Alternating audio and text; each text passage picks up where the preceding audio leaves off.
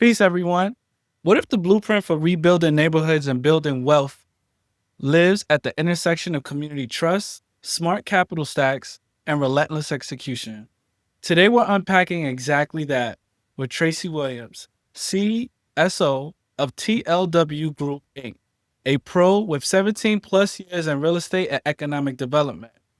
If you care about turning vacant buildings into vibrant blocks, stay tuned. Welcome back to the Better Living Interest channel, where we turn complex real estate into simple, actionable playbooks for investors, homeowners, and future developers. I'm your host, Paul Perez. If you're new here, tap, like, subscribe, and ring that bell notification so you can receive notifications that we drop deep dives into every week to help you build assets and impact your block. Today we have a guest speaker, Mr. Tracy Williams.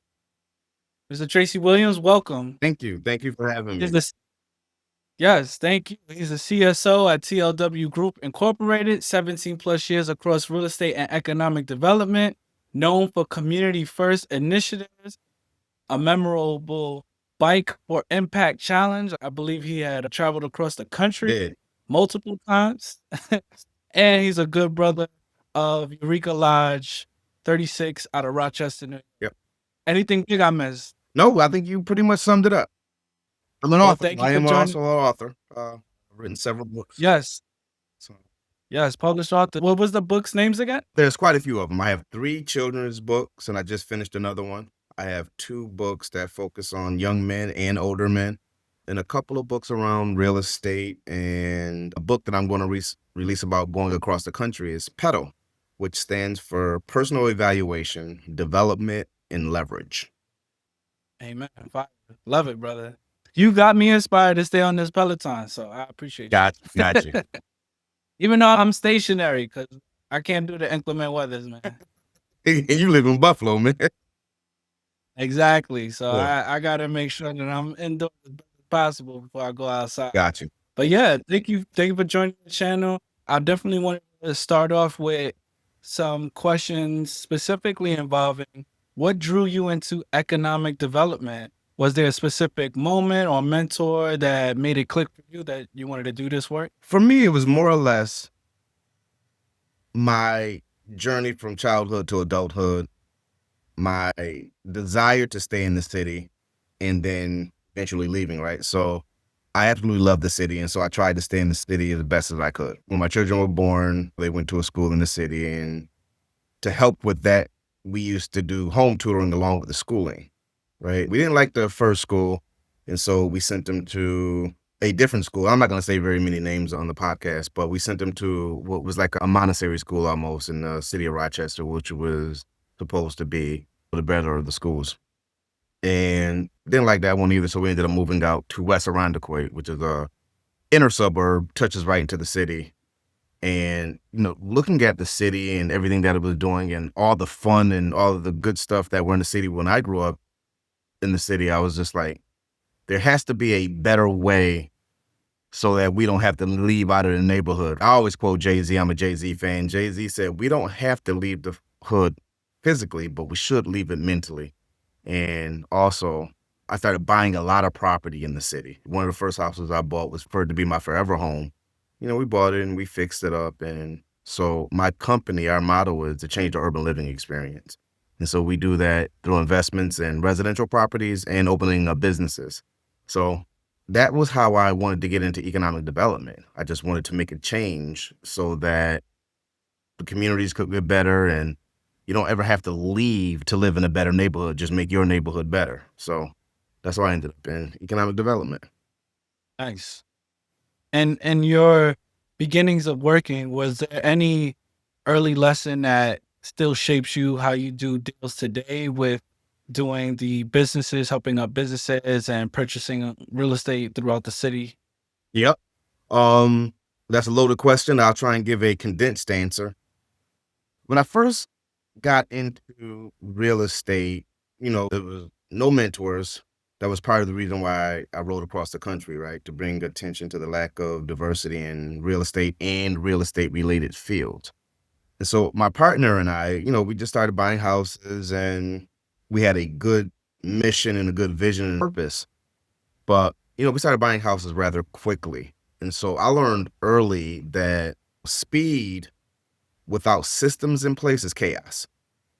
You need a true North Star. You need a plan. You need to figure out how you're going to do it. And you need all of the information. So my early lessons are to slow down and learn, whether it has to be through books, through taking online courses. Mentors were almost non-existent when I started, right? If you were able to find someone that was in the business, they were usually too busy to help you. And so we learned a lot by losing, right? Buying a house, making some mistakes, having to redo work. So the early lessons are slow down, write your plan, vet your plan, and make sure that it's working. And make sure you do your measurements, right? After a project, look at it, see if the numbers align with what you thought they were going to be. Just basically slow down. You know what I mean? Twice, cut Yep, once. that's it. All the working tools. Yeah. So you've done endurance cycling, marathon cycling, international, national cycling, and international, because you rode your bike to Canada multiple times as well, for causes. How did that challenge influence your discipline as a deal maker? The main thing that changed my perspective when I compare it to cycling is patience. Again, it's going to go back to that. You learn that rhythm beat intensity. When I first started writing, it was like, okay, let me beat my time. Let me beat my time. Let me beat my time, right? So now the thing is to find your pace, find your momentum, find your rhythm, get to know your body, get to know your profession. If I want to do a parallel between learning development and real estate investments, find your pace. And, as you learn more, you can do more. As you get more in shape, maybe you can pedal faster. You can take on bigger inclines. But it's all about patience and endurance.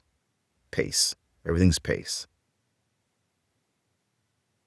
So like cycling or working out, or anybody that does athletic workouts, you would essentially the same thing in real estate, start off smaller where you can handle any type of unforeseen situations that may come your way, so that way you're not overwhelmed, and then gradually work your way up to bigger deals. Yeah, absolutely. Essentially. That's exactly how I look at it. Just like in sports, you have to stretch. You have to watch more film before you actually get on the field, so you're prepared. That way you can avoid injury. And an injury, could take you out for a season, right? An injury in real estate investment or any type of investment can knock you out of the game. You can lose all your money. So a really good parallel between endurance training and investing. Take your time, stretch your mind, stretch your muscles. And, I can give a lot of examples and for hours when it comes to that, but they're typically the same to me on how you approach it. And when you say finding mentors, how did you find your mentors when you were starting out and doing your real estate deals? Here's the thing that's different for me. I did it, right? I used to ask people that I knew that didn't look like us, that were in the business, right? Because I was in close proximity to them, going to free meetings and, okay, hey, I know that you're in real estate. Can you help me out? Most of the times the answers were no. So early on, there were no mentors, right? I learned by losing, and I stayed the course. If I lost some money, it probably would delay my next investment opportunity because I would have to recoup that loss through rents. So early on, I really didn't have any mentors. I learned by losing. My mentor was the library and books and trying to go to as many fairs or conferences as I could, right? And even then, that doesn't really teach you some of the nuances or some of the hidden things. So I really didn't have mentors early. Again, that's why I took off across the country. Lack of representation in real estate and real estate related fields. So you pretty much were get it out the mud. I'm going to figure it out on my own, and then started to apply the knowledge that you started to find on your own free will and accord at a library. I like that free will and accord. Yes. So I took anything I could to try and get myself better. Project management, Lean Six Sigma, lessons learned journal became one of the most important tools for me. What happened? Why did it happen? And how can I make sure it doesn't happen again? That lessons learned journal was gargantuan for each fail. So I learned to fail forward, and to the point where now the mentors came looking for me, especially post ride, right? So by the time I came back from my ride, I was offered a job in economic development. And so because of the seat, I was the vice president of business development and then eventually the chief operating officer. And those titles opened the door for me. So that's how I ended up getting some mentors now. Nice. And now that you're established, you're in these leadership positions, you help leading economic development in Rochester and beyond. Could you walk us through your first 30 days on a new opportunity? What type of data, comps, stakeholder calls anchor your go and no go on a deal? We assess three things right away. We look at the financial piece. Is it feasible? Does it make sense? Do the numbers make sense? Then we look at the physical area. If we invest in this area, will it do what it's supposed to do as far as appreciation, or will it just be money getting thrown away? You know, one of the examples that I'm aware of is when you go into a neighborhood and you start putting, you're building $130,000 houses, and now, people have to buy them, or they're in a program where they're paying $90,000 and then the area begins to depreciate, right? Those people begin to have negative equity. So we look at the physical environment, right? So do the finances make sense to even build whatever it is that we're building? Does the physical environment support the long-term investment and the social feasibility of it, right? Does the community want or need it? And is that the best use of resources in that landscape? So those are the three things that we look at before we even move forward. Understood. And because you're also serving in a position on a governmental side, on the economic development, what's your method for listening sessions? Who must be in the room, and what outcomes prove you actually heard them for the people that are in those rooms? So when we have a project or something that we want to undertake, I'll use one in particular that we did at the Economic Development Corporation that I was in. We would do a listening session with the inspectors of the city, right, by themselves. What are you seeing out there? This is what we want to do, and how can we get the inspectors on board, right, in each region of the city? So we did a separate Zoom call with all of the inspectors of the city. Then we did a separate Zoom call with the elected officials. And then we did another Zoom call with all of the service providers, right? The Monroe County, the chamber, those type of organizations. And then we did another Zoom call with the people that live in those neighborhoods. So we gather all of that information, and then we start building out the plan. Success only happens when the language and the plan align, right? So then we take micro steps. As we do something, we went back to all of the stakeholders and said, this is where we are now. Does it still match what it is that you were thinking on our first call, right? So we try and stay really agile with small incremental check-ins, so that way we don't get too far away from what it is that we should be accomplishing. Got you. And that's pretty in-depth too, because you're speaking to the people that are on the ground doing the Yep. work right, instead of just coming in with your own assumptions. Even though you may have good data backing it and a good inclination as an expert in the industry as well, you still checking in with those that are on the ground work doing it, because that really helps move things and also helps you prevent some redundancy or inequities, because a certain neighborhood might have certain more needs, or a certain type of projects might need more funding. There might be some more rodent issues that might pop up that you don't foresee yet, and you don't know because you're not at that ground floor. And with that approach, talking to everybody, we found out that neighborhoods change sometimes from block to block, right? It can be an all-black neighborhood, like here in Rochester. We got some blocks that are all black,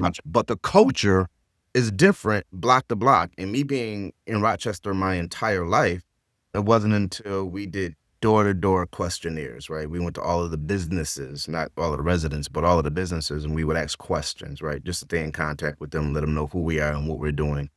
And I was shocked to find that culture could change block to block. What's happening on one block might be totally different 2 blocks down, right?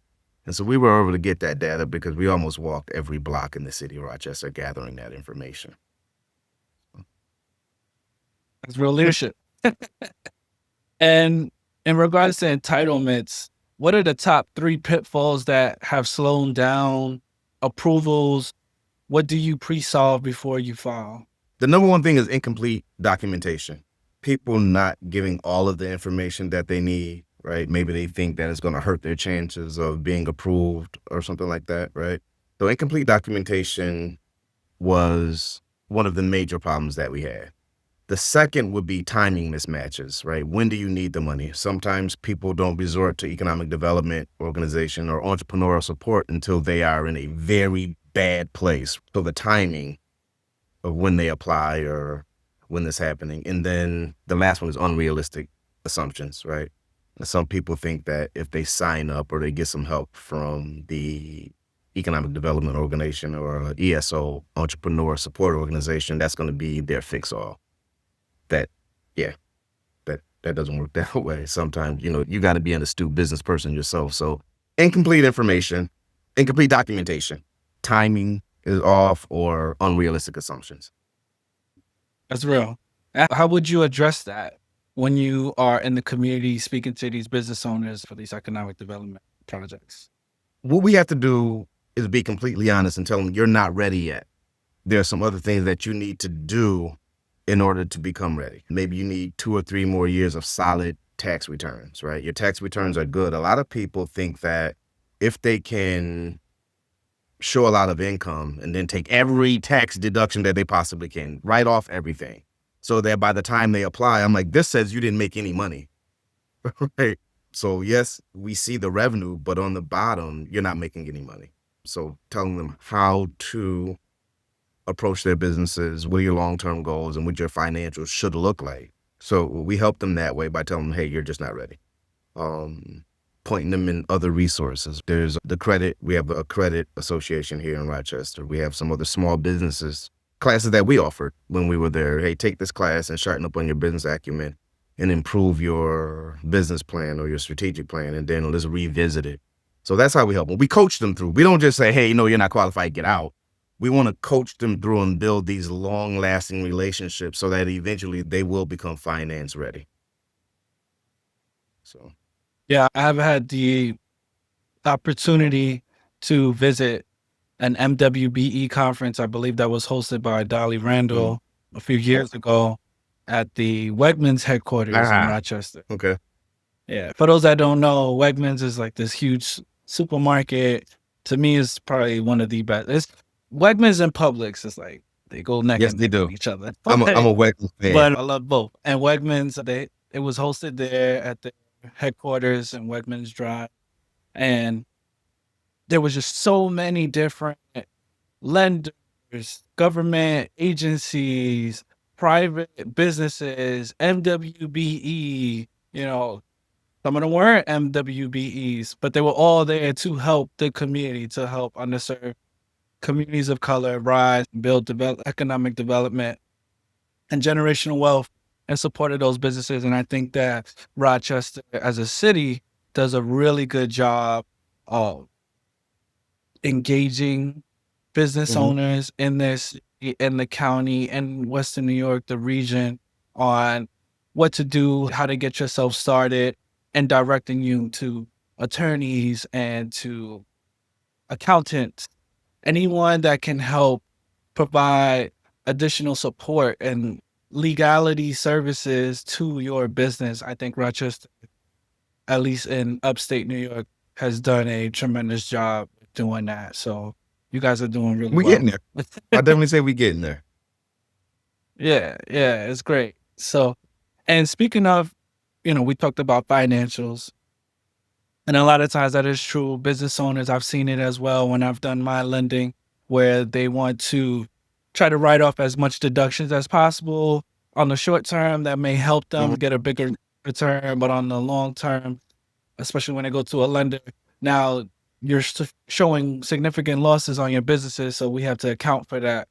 When you're doing these projects, whether it be community orientated or market rate projects, how do you blend senior debt, CDFI monies, if any, tax credits, grants, or philanthropy dollars to still keep returns attractive for these projects? Well, what we did where I worked at, we were the gap filler. We were the gap filler. So we would look at the senior debt, whatever bank was in there first and what do they look like. And then we will look at the gap funding or what we need to fill to make this doable, to make, we want to de-risk it as much as we possibly can. So if we didn't have enough money to fill that gap, then we would pull more people to the table, either throw some more grants at it or look at some philanthropic funds. So when they first came in, we say, what do you have? Look at your sources and uses and then find out what the gap is. And so then we start calling our other partners to the table. This is what we could put in. This is what the bank is willing to put in. This is what the city to put in. The county is, can you throw this in? Or then we start calling other philanthropic organizations to the table, right? The Wilson Foundation, any place that we can, Pathstones, any type of other lenders to try and de-risk it so that we can get it through.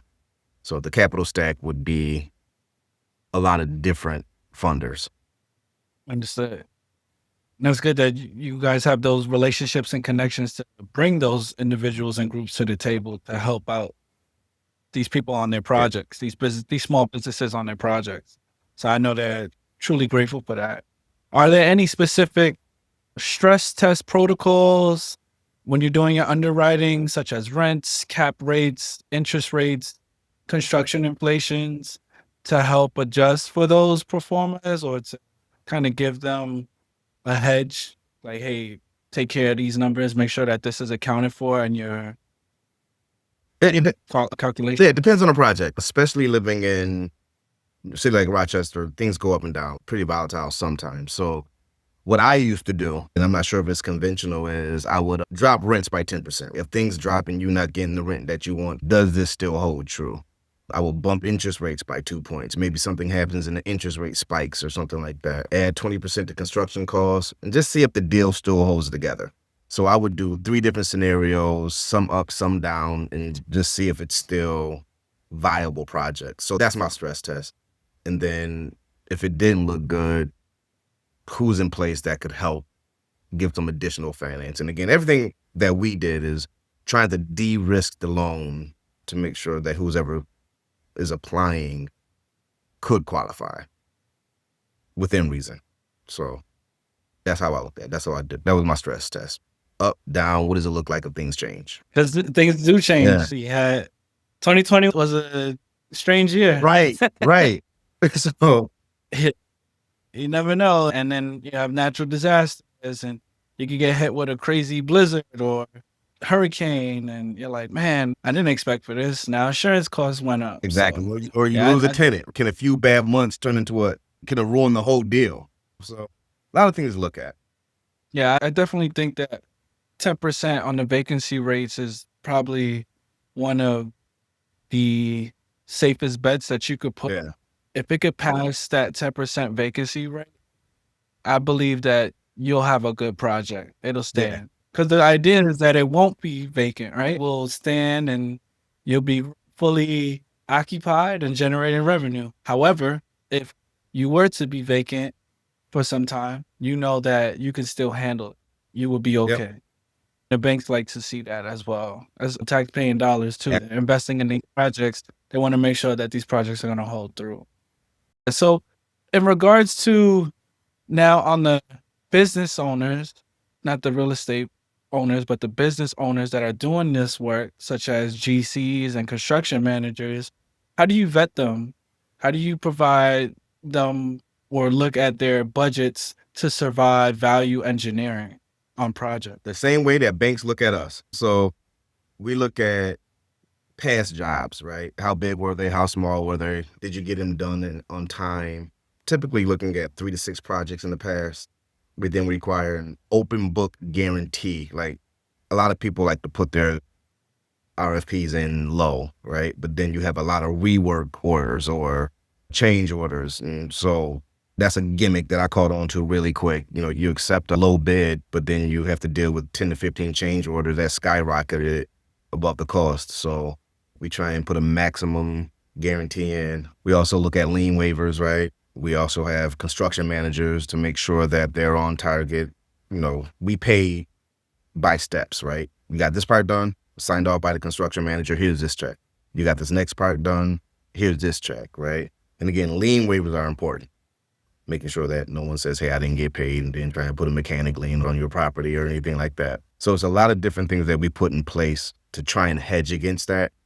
I want to say I've seen it all, the gimmicks, the rework, the change orders, the I didn't get paid tricks, so many that we have to be aware of. So those are the things that we try and make sure that we get ahead of.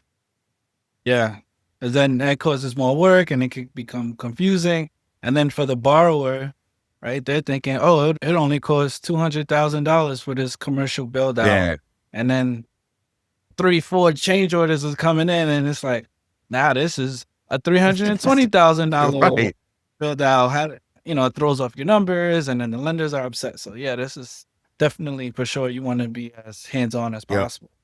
So Are there any LTV ranges or debt service coverage ratio targets, contingency percentages that you guys have in place, or pre-tenancy lease thresholds? for the debt service, 1.15, somewhere around there, we take risk, but we try and minimize them. I'm looking at a deal that we did. I won't say the name of the company, but we had one. I put together a case study for this, right? It was a small mixed use rehab, and it was a Redco, a city revolving fund, and then some money from the bank with some owner equity, right? And so, the outcome was dual income streams because it was an apartment upstairs and an office building downstairs. So the debt service would rise from like a 2.6 to a 3.5 by year 5. So when we look That's at, really yeah, it's pretty strong. So that was one that we actually did. And I was looking over the application and what happened, and then her reports afterwards. But anyway, to go in, we look at 1.15. That was our baseline. Wow. Okay. Yeah, because I know lenders typically they want like 1.25. Yeah. I've been hearing is so 1.15 definitely seems a lot more generous, but it still allows them, and I'm sure you're probably still calculating it where there's upward trajectory of growth. There, money is going to be made. It's just going to take time. Yep. So what does it look like? It's gonna take some time to get to break even. It's gonna take time for them to get there. What they call it, the swimming lane, your swimming legs. And so we look at what does it look like year 2, 3, 4, and 5. But again, the reason why our debt service is lower than the bank, because if you can go to the bank, you would. And the economic development organization that I worked at, the goal was to get more minority and underserved people in the door. So we lowered our credit requirements, debt service coverage ratio, but we hedged that with other monies so that we could make sure that people that were normally denied by bank standards could get into the business. So Appreciate that. And for our viewers out there, because they're hearing these conversations, they're seeing this podcast, they're watching the interviews, I really wanted to give them some in-depth knowledge and examples of what a deal looks like. What does it take to get a deal across? Could you provide us with maybe some headline metrics, like a scope on a project, the total development cost, what were the sources and uses, a timeline on a project to make it happen? the second thing that I looked at was a manufacturing company, right? And again, the organization that I worked for, there were some things. They had to have community impact, they had to save jobs or create jobs. And so in order to get a project through for us, you would have to have showed impact. Is it going to save jobs or create jobs? Is it going to have a social impact? And so one of the case studies that I pulled up is we did an industrial redevelopment, and they were at risk of the parent company going back across the water. They were located in Europe. So it was a $9.65 million industrial redevelopment. The parent company had $9.4 million, and they only needed a small amount from us. It was a $350K loan. But the outcome with that would be 60 job revived, but they had a strong backlog business. So if you want to apply for something, you want to get it through, one, show that you have the expertise to do it. Two, show the impact you're going to have. Are you going to create jobs? Is it going to be impactful on the community? And what is the service that you're providing? So in order to get that through, try and look at your sources and uses, pay attention to your finances, work with your accountant to make sure that your numbers are where they need to be prior to applying, right? A lot of the information is available online on what the baselines are. So work towards that and then apply. Don't apply before you're ready. You'll get denied. So to get the deal through, make sure that you cross your T's and dots your I's. Do your research. You can ask for an application and then have your accountant see if you're in a place to actually qualify for it. So that's a high level to look at it. Experience, readiness, and impact. I think that sums it up. How so for people that are watching this that are just starting out, or maybe they have been doing real estate or have a business and they're ready to now take that transition into going into commercial, but they may not have either the experience or they may not have the full capital. What would you recommend to them, to those individuals, to those business owners? Should they partner with another developer? Should they look into maybe getting a general contractor that could take out a bond to help them with the project? What are some strategies that you have seen for those emerging developers that are starting to get into, or those business owners that are about to now go from leasing to, I'm going to purchase this commercial property?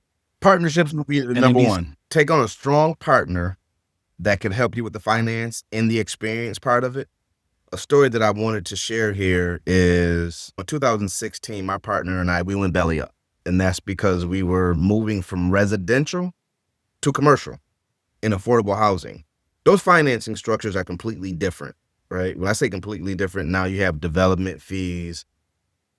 When you're doing development, they're funding a project. When you're buying houses, you go to the table, you close, that's it. Here you have drawdowns, you have architecture fees, you have legal fees, and they're doing these phase financing things. The majority of this interview that we're doing is being able to do your homework and seeing how approve yourself before you get approved. So taking on someone with the capital and the experience to help you, making sure that you've saved enough money, making sure that you looked at everything that you need, because if you're moving from residential to development, you're going to have a lot of sunk costs up front. And me and my partner, we weren't prepared for that because we didn't know, right? So, for example, we had to pay $6,000 for a drawing. That's a sunk cost. Whether it gets approved or not, that's gone. Do your homework. Just go over the application. Look at it line by line. And if you're confused about any of it, ask your advisors. Go to the library. Figure out what it is. You have AI now. Run it through AI. Ask them what it is.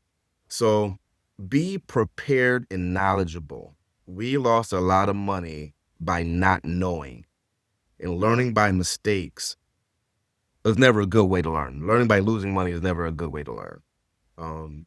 Again, we failed forward quite a bit and we stayed the course. We made sure that we didn't take on too much debt. So I think that's what saved us. We would buy a property, let that rent money stack up, and then buy another property with that. We tried to go in, either we would buy it cash or at least 50 to 60% equity position, right? And we bought in areas that were low-level entries, right? So go in, find the neighborhood. This is where a house that are within our reach, and we would buy those.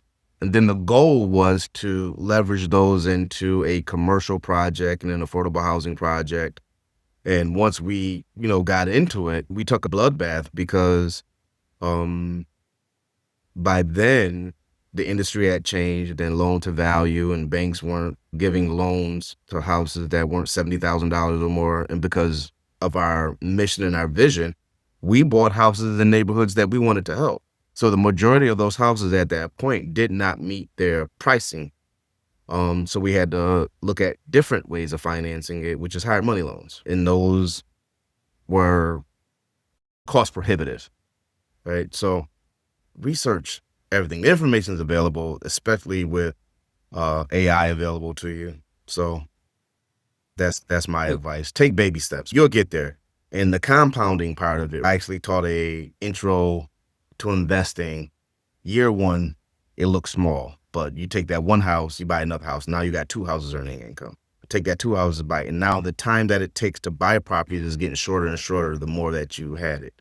So because of our approach, by not taking on too much debt, that's why we were able to fail forward sometimes, because we still had that free cash flow coming in. Like, we lost all of this, but we still got some free cash flow coming in and us to buy more properties. But when we wanted to sell them all to move into affordable housing, 4%, 9%, and all of those other things, we took a bloodbath.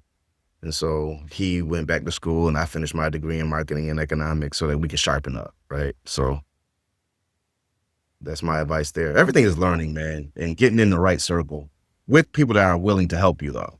Some people give you some bad information too, right? That's just the nature of the beast, seeing as black and brown. Sometimes you might get some bad information. Yeah, I love that you guys were partnering. You were heavily invested into the communities in which you guys came up from. You have a mission with your development. You still made a profit and you did it strategically. You also alluded to the hard money loans and trying to stay away from that. Man, Could you elaborate on that? Because I think a lot of people here on the internet right now get this hard money loan. You can jumpstart your real estate career and you could accelerate to get multiple doors. However, that comes with a cost. extreme costs, right? Interest rates wreak havoc on your income statement, right? So by the time you get down to the interest rates and, you're taking 10, 13% loan, if you got $100,000 loan, you're losing $13,000 a year off top, right? And then even if it's an interest only loan, you still are just giving that money away every month without ever touching the principal. And that reduces your capital that you can put into a project. And then, when you have to pay the closing costs on that loan and redo it if you don't close within that 1 year, by the time you put in all your fees and all of that, the 13% interest is essentially the real interest rate ends up being somewhere around 18, 19%. And if you don't know how to do that math, you're going to be, what happened? You lost it in the interest rates. You're looking at the top where the revenue is coming in, but now you're looking at your SAGs, right? You're supporting general expenses and this and that, but very seldom do people take account for those high interest rates. That is revenue reducing by a lot in some cases. So we learned that the hard way too. We're like, we need money now and we want to move into this big development. Fine, we can get our hands on X amount of dollars. And so now we're stuck with this hard money loan. We never closed on the multi-unit apartment that we were buying, and then we're stuck with a 13% loan. So another learning by losing type thing. So. Because you guys are mission based with doing the work that you do, what was one thing that in your experience that you would have preferred to do differently for the next time? I would definitely diversify my portfolio. We fell in love with the idea of helping, and sometimes helping can hurt. The population that we were serving, they move a lot, or they'll move in the middle of the night without telling you. They may, destroy your property sometimes. We were lucky in the fact that we had a vetting process where, for the most part, we had some good tenants, right? But there were times when we're like, what happened? The house is empty, they're gone, or they just stopped paying rent. So diversifying your customers, right? Diversifying your tenants. Some your market rate, some we may look for 3 months income versus your rent, right? 3 times the rent. The length of job stays. So we started investing in some suburban things. We started, opening up businesses like the Charleston House, having other revenue streams that could hedge against the losses from a purely low income clientele. I would definitely have started that earlier. Because before we were just buying houses in neighborhoods that we were from. Let's buy them and fix them. Let's help people out. Let's help people out. So I would diversify my portfolio earlier. And Another thing that's coming to mind from what you said was process. Mhm. Having that process, I think that really helps out too, because you can have all these good intentions, but without that process to making sure that you're vetting tenants. At least I'm gonna speak for Yeah. me, my experience vetting tenants, credit scores, not overlooking their income, making sure that the Mhm. income is 3 times above what the rent are being charged, their previous landlord history, their previous tenant Yeah. history. Those matter. And I've gotten bitten by that, Right. by not looking at those things and going off of, well, I know them and, I used to mentor one of them and That part. they charge me. And when you're doing impact investment, that's hard, right? Especially growing up in that neighborhood, I could identify with some of the things that they were going to. And I'm like, I wish I had Mhm, someone that would have looked out for me. And I'm like, okay, I'm gonna be that mhm. person. And you can't Absolutely. do it for everyone. So when you're doing impact investing, it becomes like an oxymoron because you want to help, but you got to stay solvent. So you definitely have to find a way to balance all of that. And so impact investing and trying to make a difference is tough, but I believe there's a model that works. After 17 years, we're like, okay, instead of saying we're going to have a 10% vacancy, make sure that we plan for 20% vacancy. Make sure all of the money that we accept for rent, part of that goes through into a vacancy account. So if someone moves, we won't have a loss of that income. We just draw that income start drawing down from that account, right?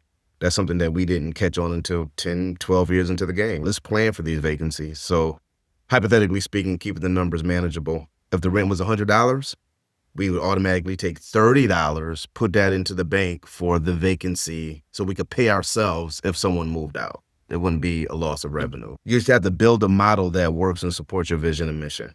We learned that the hard way. Everything that we learned was from the mud, man. I'm telling you. You took those elaborate steps, right? You took the Yeah.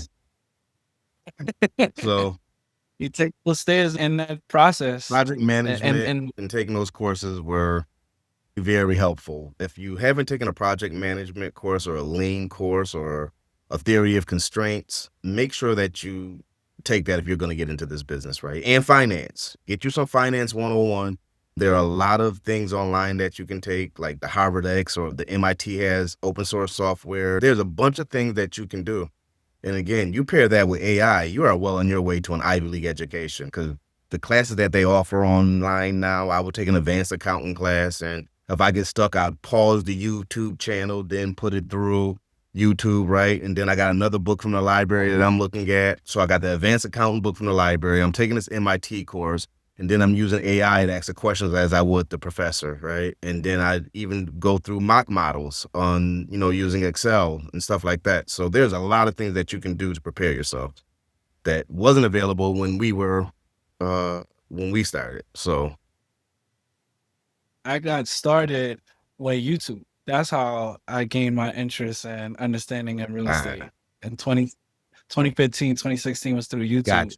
So now, 10 years later, experience real estate, landlord, director, now developer, licensed agent, licensed loan officer, all of this stuff, HUD counseling. I'm like, okay, now I want to teach this. Now I want to Right. teach people and get back. So I'm excited and grateful that you're sharing these gems, man, because these are the tools that people need to Mhm. know when they're going out and doing their business and trying to Yep. expand. So I want to try to get in as many questions as I can. I don't want to take up too much of your time real quick. So I don't want to prolong this Okay. one, but you spoke a lot about leadership, team, and being able to create a process. Hmm. What are the must-have seats on a lean development team, and when do you add each? So finance right away. Do the numbers make sense? Reliable construction people, especially when you're doing MWB hiring and trying to make sure that you work with minorities, right? How good is your construction team, right? Um, then the community engagement, you got to have someone that can go out and talk to the community, put those meetings together, right? And those type of things. Compliance, making sure that you're complying to your GDAs, which is your grant disbursement agreements or all of the compliance things that are necessary through HUD, which can be extensive. And then marketing. So I start with finance first, right? Does it make sense? Then go to see the construction team, right? Can we do this and start looking at community engagement? I do those hand in hand though. Once it's feasible and we look at the numbers, okay, now let's go to the community and see if this is what they want and build the construction team at the same time. And so after it starts going, right, and now you're starting to move through the process and doing all the paperwork, you need somebody from compliance. And the closer it gets to launch, then you want to get your marketing team out to make sure that people are aware of what's happening so you're not sitting with a project unrented or unattended. So I do that in that order. Yeah, man. This is great. What makes a city, bank, or not for profit a great partner? What signals do you look for upfront? Response time. A bank can hold your stuff up, right? Really quick. So are they responding? Do they do what they say they're going to do? You know, there was a lot of CRA requirements through some banks, and what they would do is just give a bunch of money to other organizations and so that they could pass their CRA report card. So do they do what they say they're going to do? And are they transparent about their needs? And does it align with our mission? Overlapping is very important. So that's what makes a great partner. Same proven vision and mission, right? Is what you're putting on the TV matching what's coming off your books and the loans you're making. That's it. Proven. Responsible. They respond quickly and they do what they say they're doing. So even when I looked at that question, I said, I can get a lot more technical, but basically that's it. Are you giving loans where you say you're giving it? Do you have physical banks in the neighborhoods that you say that you want to help? I'm going to shout out ESL on here because they have just been opening up banks in the neighborhoods when people are leaving the neighborhoods. Are you present? Do your donations say that you're helping, and who are you giving the money to? How are you measuring it year over year? Are you just doing a dump where it not really makes a difference, or what are your reporting? What does your reporting say that your money is doing? Are you having an impact? So that. Understood. Yeah, I appreciate that as well. What are your favorite tools for tracking these entitlements, these budgets, the constructions, the lease ups on your projects, and for others when you're doing consulting work, etc.? Now, I saw that question when you sent it. I use Excel for almost everything, right? But I also use like Monday. We used the CRM that we used where I was working at before was, you know, the Microsoft. We used that little suite. So for underwriting, I'm an Excel geek. I think that was your question. I meant to call you and ask you, like, what do you mean tracking tools? I use Excel for everything. Oh, Yeah. so yeah, I use Monday for task tracking and those type of things. I've used Asana in the past, but for our agency, we used Microsoft and it was pretty good. The Microsoft suite. Gotcha. Yeah, I think that that's industry standard across the board. Yeah. I think everybody uses Excel for Right. sure. And speaking to the leadership moment for you, how you were able to keep the team moving along, what are the 3 diligence items too many rookies skip when they're starting? Not looking at the titles, right? Title encumbrances, right? Contractor insurance, verifying utilities. Like if you're going to go into something, you want to pay the utilities, verifying how much that cost, right?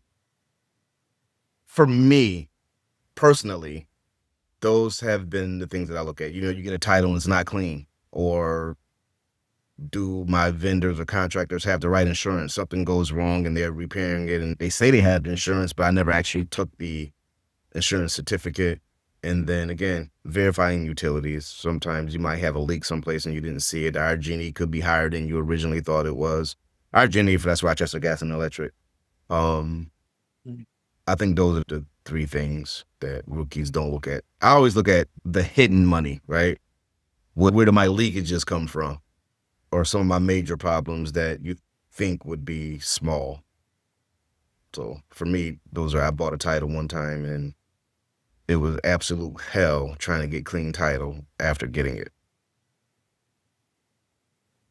And are there any go-to structures for small local retail tenants that preserve NOIs and helps them survive year one that you kind of like really try to advocate on your own projects and or when you're doing consultations for other business owners? Lease agreements. I will look at the lease agreements, graduated lease payments based on the growth of your company.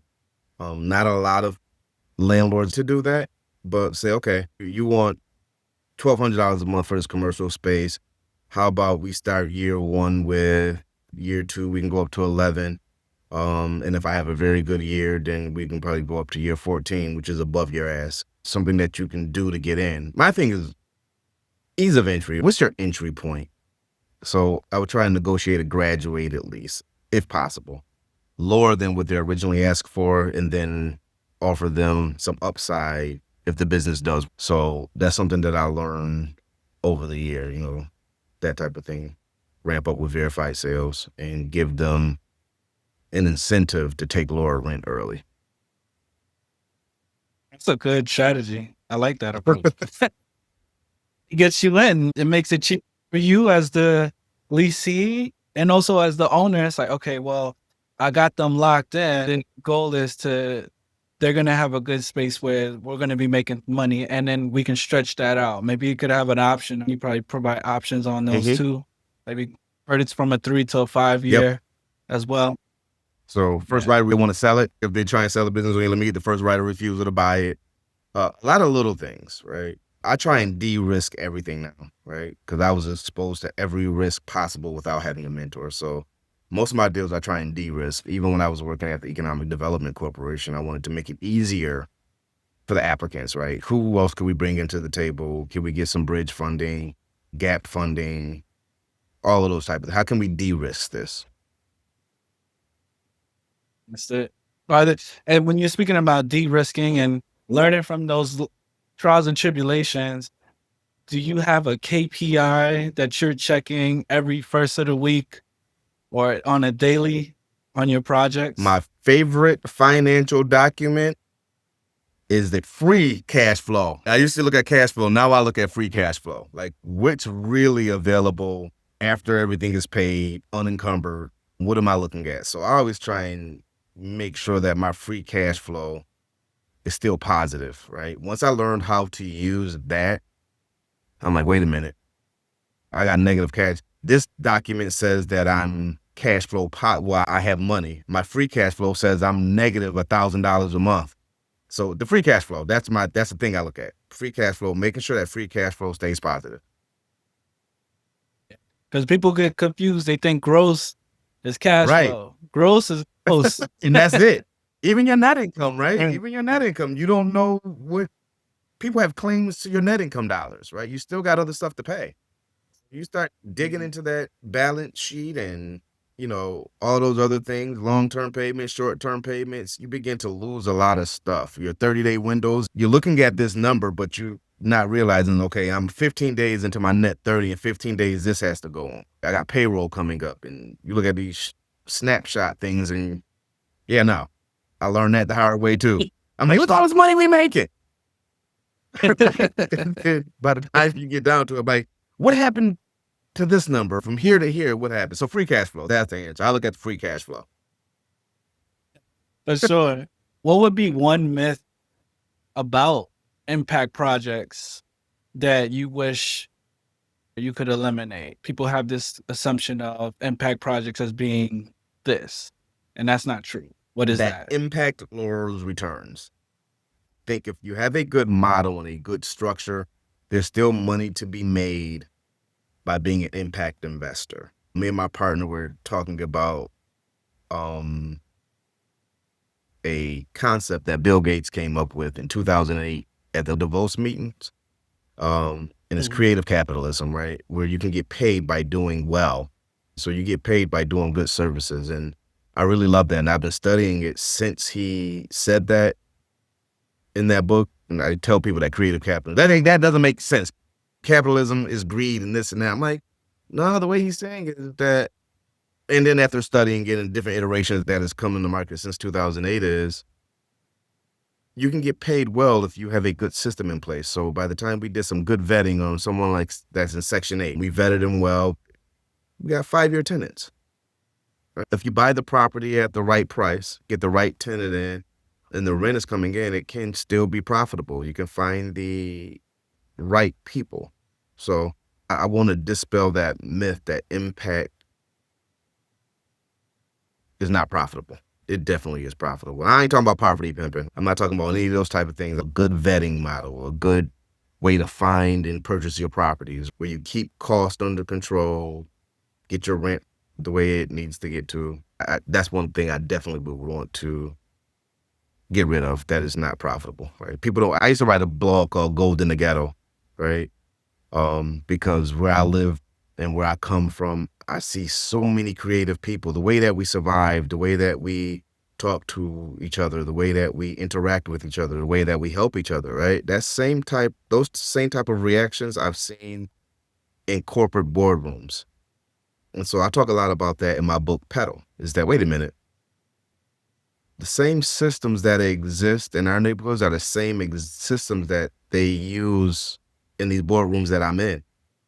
And so shining a light on the abilities that we have and where we come from, just as a community as a whole and how we operate with each other without jumping on my soapbox, right? Because I love the hood. I love where I'm from. I love the ingenuity. I love how people survive. Not only surviving, most of the times we thrive, man. I really, really, really, really loved and love the city. It's just that how we communicate what's happening there and how we position the tools that are available and the language that we use. There's a book that was written by Ruby K. Payne. I really would suggest people read it, especially when it comes with the dual dialects. And I experienced that at the organization that I was working with, right? We did technical assistance training. And after the class, the students would be like, I'm so confused. So we would get the instructor together and the students, and I would have to translate. Now, this is English we're using. I would have to translate what the teacher is saying into a language that the participant would understood. And they'd be like, oh, that's what it is. And that language barrier is gargantuan, even though the outcome or the output is the same. It's how we communicate that with each other, right? And so that communication gap, I think, kills some of the productivity because you could be doing that day in and day out. You just don't know the technical term for it. And so that's what helped me along my journey. A lot of times I'm in the meetings and I just didn't understand what they were saying. But then I'm like, I do that every day. Right? So I give a lot of examples in my book. That's what you call it? Now I know how to measure it. Okay, got it. Right? So But I gotta get the gotta book. get the book. It's dropping soon. Gotta get the And I book. use regular And language, it's man. I just use regular everyday language. The same way we would talk if we was hanging out. I learned that communication and that language barrier is impactful. yes. I think I remember as a maybe high school, there was a quote of, I'm paraphrasing, Albert Einstein has said, taking something that's complex and communicating it in a simple manner is genius. Yeah. And I was like, okay, that's the level that I want to be at. Taking these complex formulas and situations and being able to analyze it in a way that's relatable. Yeah. To me, it's a true representation of leadership. Close enough to relate to, yet ahead enough to follow. That part. I like that. That's what I want. And speaking of leadership, what was a tough leadership moment for you and how you were able to keep the team moving, keep the project alive? When I Provide an example. first got into economic development, I was hired in February. COVID hit in March. So we had to build a new company during COVID, trying to do it all via Zoom and email. And trying to get projects through that was difficult. So using technology to get things done, Zoom meetings, emails, DocuSigns, that was one of the hardest parts. So building a company, because it was relatively new, it got spun off from the city. So we had to build it, right? I got hired March, we were in COVID. But none of the funders said, okay, we're going to pause the clock. So we still had work to do. So encouraging people to learn, read. The follow-ups are harder. When you're not in the office, you just can't walk over to someone's office. You have to pick up the phone and call them. How are we going to manage the cadence of our meetings? How are we going to measure the milestones? That was really tough. So starting right at COVID and then trying to get back into the office and pull the pieces together and still stay on track. That was tough. If you survive during those years, that 2020 to 2023 of a business and or managing a business, man, Yeah. you got a legacy.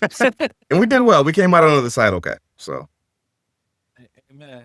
So we're gonna wrap it up with our last section, which is our Better Living Rapid 5. I'm gonna ask you some quick questions for a quick short answer. It's just a top of the mind thing that you respond with, okay? Cool. So book or resource you give new developers the most? The Fifth Discipline, Systems Thinking for Developers. The Fifth Discipline is a really good book. Best piece of career advice you actually use? You said it earlier in this podcast. Measure twice, cut once. I learned that from my mother-in-law, so yeah. Right. Favorite Rochester, New York spot to think? Big coffee, park, or trail? I ride my bike and I walk a lot. So Duran, Eastman, Park. We have a beach and we have a park right next to each other. So if I want to be by the water, I go across the street and sit on the beach. If I want to walk through the woods, I walk right across a little expressway there and go into the park. That is my favorite go-to spot. And I think if you look further out, you could probably see Toronto. Yep, correct? right across the water. I mean, you're going to need some binoculars and some long range stuff, but yeah, that's the direction. One habit that quietly compounds your results? Reading.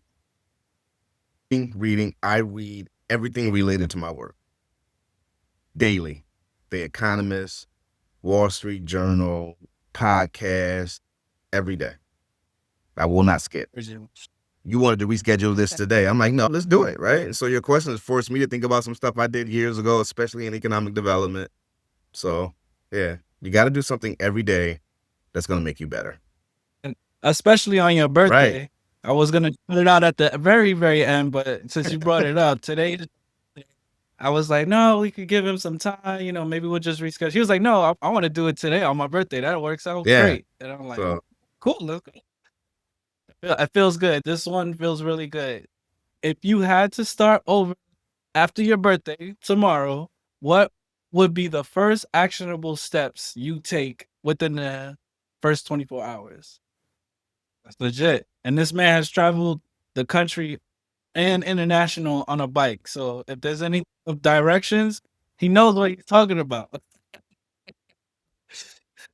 So, Brother Tracy, I want to first, happy born day.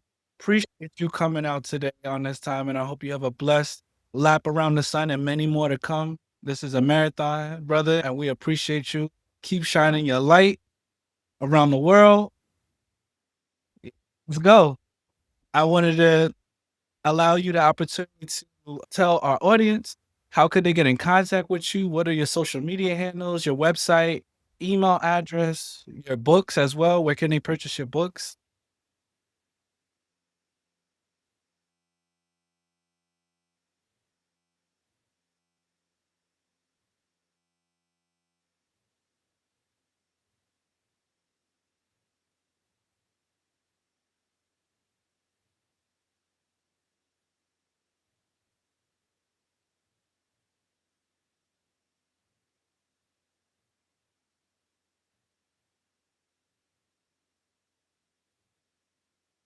Because he's very much so active online. And we're going to put all of your links and contact information below in the comment section here. So we appreciate you. Thank you again. This has been a privilege to just hear all of this insight and for you to go in depth on what works, what doesn't work from all levels, from the governmental aspect of it to being a private business owner and then also doing your work as a consultant for others as well. This is all great information. So, community, drop your notes below. What's one step you'll take this week to move a deal from an idea into motion? If Tracy's playbook helped, hit that like button, subscribe, and comment. What city are you building in? It helps us bring more heavy hitters and keeps this education free. In one sentence, I'm going to leave this for the community. In one sentence, finish your thought for you. Community development works when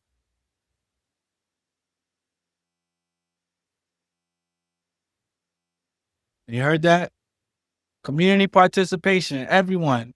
We all got to work together to make these things happen.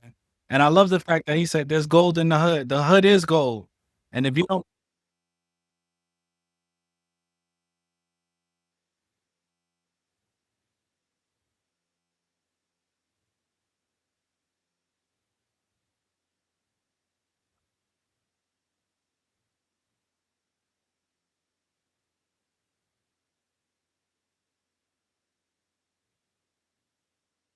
gotta invest in your hood, invest in your block. So we appreciate y'all. Thank you again. And remember, keep living better. Peace. King, thank you so much.